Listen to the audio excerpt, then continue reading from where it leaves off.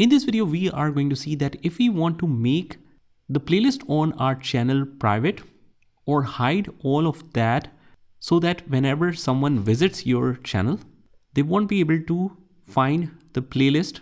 They can only search through the videos and they won't be able to find this complete series of the videos.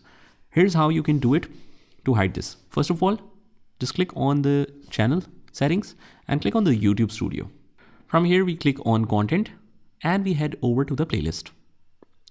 Now, whatever playlist you have, you click on this details or pencil icon next to it. As you can see, the type is set to playlist. We click on this and you want to make it private. Click save. And similarly, we do it for all the other playlists. So this way you should be able to manage your content within the playlist, but also at the same time, you hide it from your viewers. After that, if we visit the channel again, let me just try that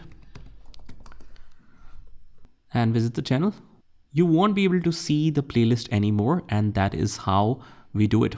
I hope you found this video helpful. And if you did, hit the like button and subscribe to our channel, and I will see you in the next one.